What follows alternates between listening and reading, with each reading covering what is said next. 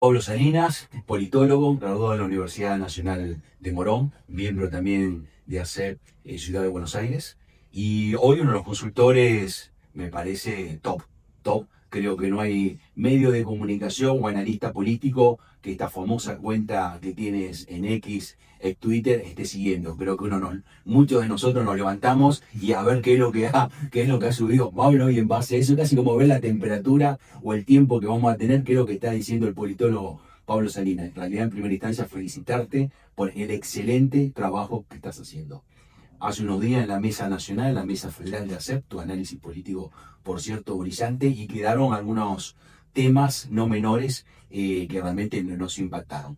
Partidos políticos, el sistema político argentino, poquitas, nada, algo light, algunos títulos light como para comenzar esta conversación, Pablo, y gracias. No, primero gracias, Oscar, por supuesto a Sef, por compartir, por las distintas instancias. Estuvo muy interesante el encuentro el otro día, muy rico, un intercambio muy federal, y esas cosas enriquecen muchísimo. Y bueno, gracias por tus palabras. A riesgo de ser spam a veces con la cuenta de X, pero bueno, esta pasa tanto. La recomiendo, por favor, seguirlo, Pablo Salinas, es brillante. Gracias. Pasa Argentina, ¿no? Digo, nos pasan muchas cosas todo el tiempo. A tu pregunta sobre lo que viene en términos de octubre, falta un mes, estamos ya casi ahí. Sí.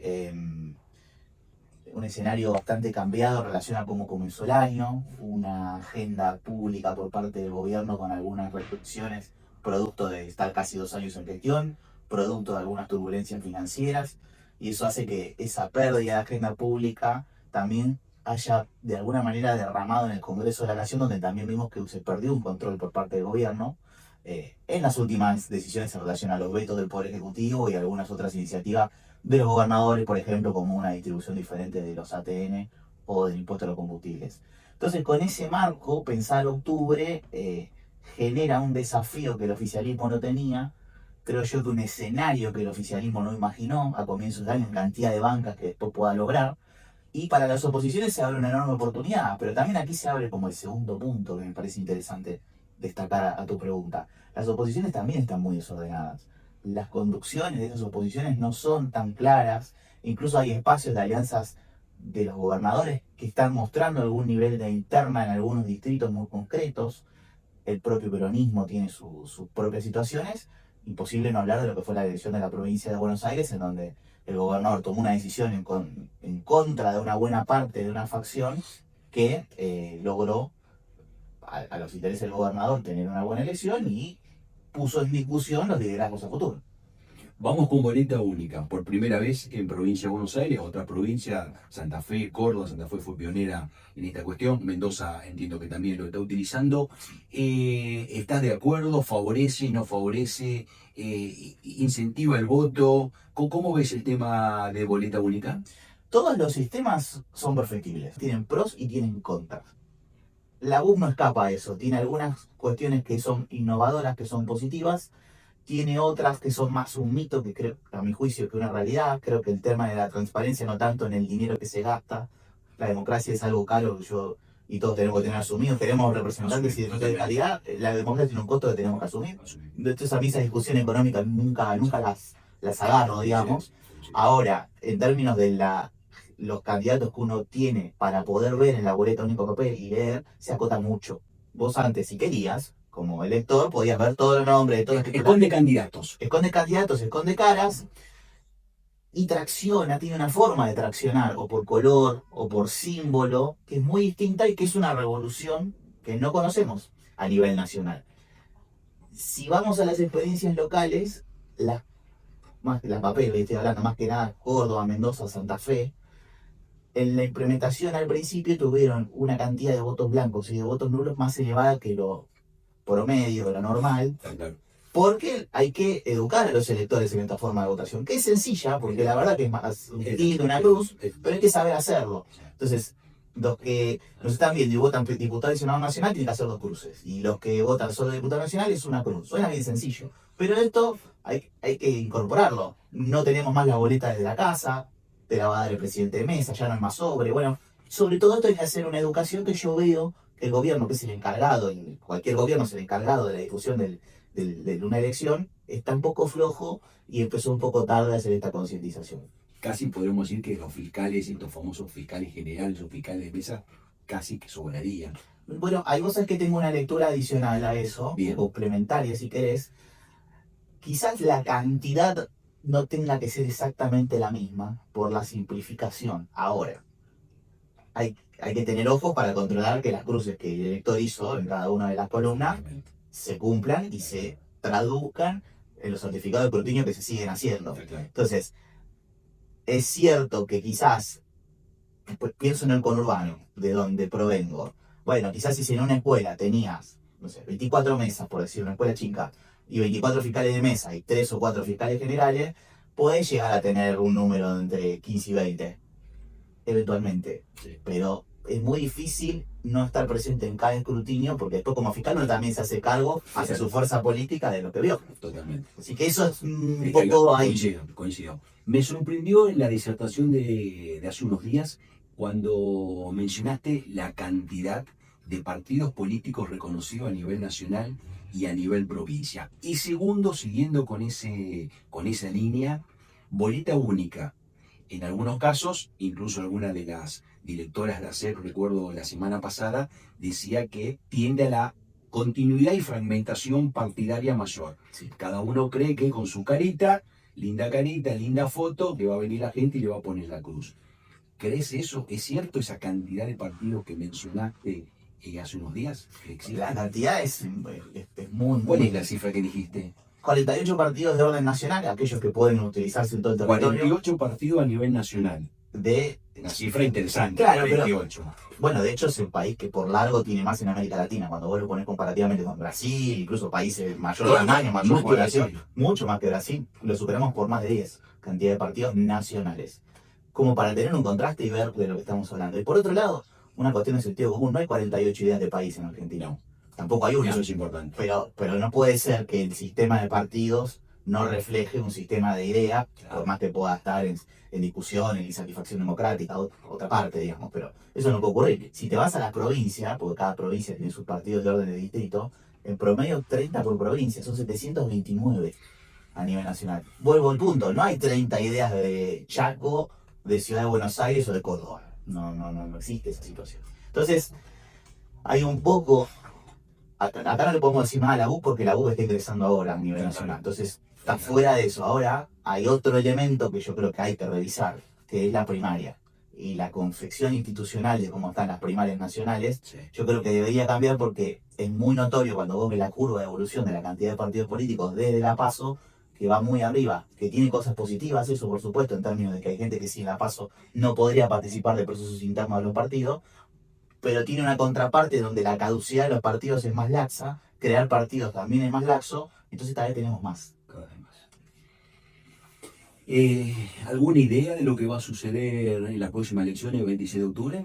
¿Pensás que se va a achicar esa diferencia entre oposición y oficialismo? Creo que hay una posibilidad incluso que el oficialismo pueda hasta ganar en términos de votos de elección. Hay algo importante, si esto por ahí le hablo está de los detalles, ¿no? Pero la única alianza nacional que mantiene el mismo nombre en los 24 distritos Es importante eso. es la Libertad Avanza. ¿Por qué es importante? Porque en la sumatoria total es muy simplificado Está claro. y cuando vos después, por ejemplo, es muy probable que el segundo o virtualmente el ganador de la elección, porque está todo muy ahí, muy efervescente, pueda ser el peronismo. Pero el peronismo se llama, en 13 distritos, Fuerza Patria, y en 11 distritos se llama Diversas Formas. Ahora no me acuerdo de memoria todas, Está claro. pero distinto. En todas se llama diferente.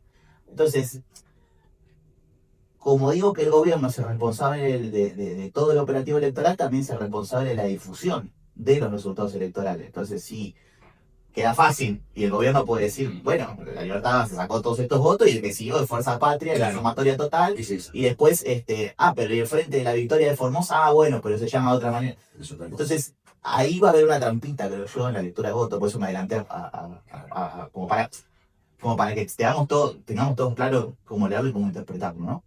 Entonces creo que está abierto y yo creo que hay también dos lecturas. Todos nos vamos a ir en la cantidad de votos. Y si sacó más o menos el peronismo, la Libertad Avanza en función de la última legislativo, de la última nacional y en el balotaje, bueno, todas esas cuentas que hacemos algunos politólogos, algunos comparando con lo comparable y otros no, pero bueno, somos todos colegas y nos abrazamos. Pero hay que tener mucho cuidado con comparar. Y lo segundo es, esto es una elección legislativa. Estamos definiendo bancas en el Congreso. La verdadera medida de aceite electoral es cuántas bancas obtiene cada fuerza. Bien. Y cuánto eso va a representar los bloques. Exacto. Porque hay otra trampa, déjame que me estoy yendo largo, pero cortito.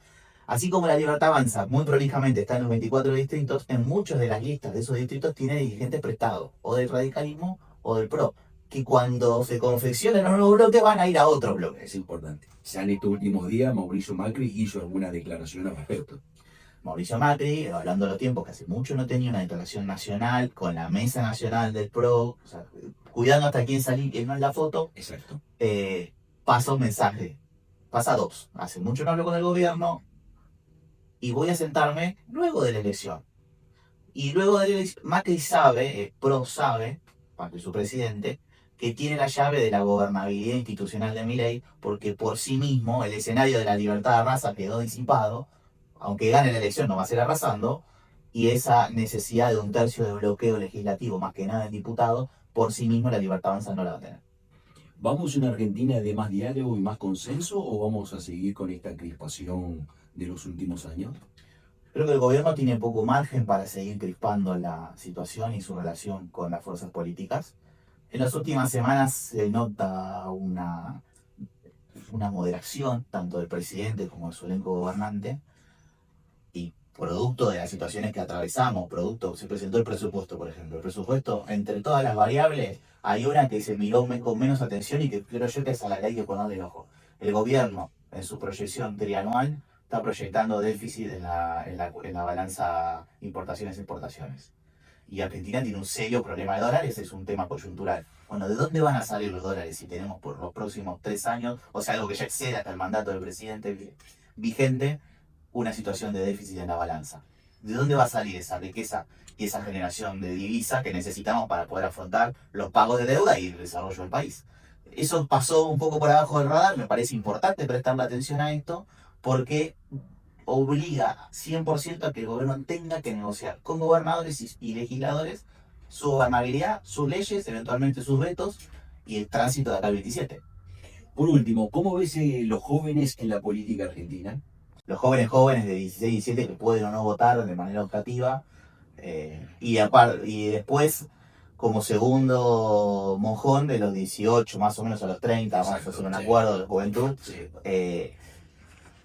Los veo con un horizonte y con una insatisfacción democrática producto de su experiencia vital muy compleja. Gran parte, no todo, pero gran parte de este ausentismo que vemos en distintas elecciones provinciales ocurriendo es en la franja de los jóvenes, no exclusivamente, pero se da bastante. Y pensemos que son jóvenes que no saben afortunadamente lo que es haber vivido, ya sus padres difícilmente le transmitan una vivencia de lo que es una interrupción democrática. Yo tengo más de 40, lo tengo perfectamente del hogar, esa situación, pero ya los más chicos no lo tienen. Los más chicos tienen escaso recuerdo del 2001. Hoy hay analogías con el 2001. En el 2001 muchos no estaban ni nacidos o eran niños y niñas. Tampoco hay esa recordación. Incluso muchos no tienen la recordación que el peronismo a veces evoca con su década ganada, porque no les da la edad para acordarse de esa situación. Y salen al mundo, o porque terminaron el colegio, porque empiezan a trabajar o lo que fuere, con un seteo de expectativas muy, muy por debajo de lo que tuvimos otros jóvenes a esa edad.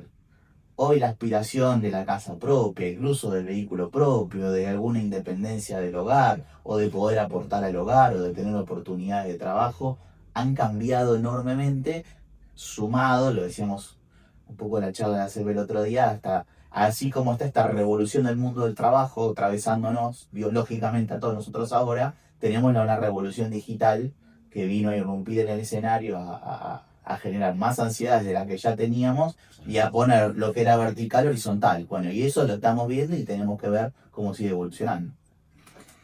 Gracias. ¿Algún anuncio de mañana que lo integraremos en tu red de X? ¿Puede haber alguno de estos anuncios que permanentemente... Sí, insisto en seguir trabajando en uno. Lo veremos entonces mañana. Sí. Pablo, decía gracias y bueno, invitarte a la Mesa Nacional de ACEP con en todo Paraná. gusto, allí estaré. En noviembre es una ciudad realmente hermosa, Sí. así que seguiremos. Y gracias por tu participación.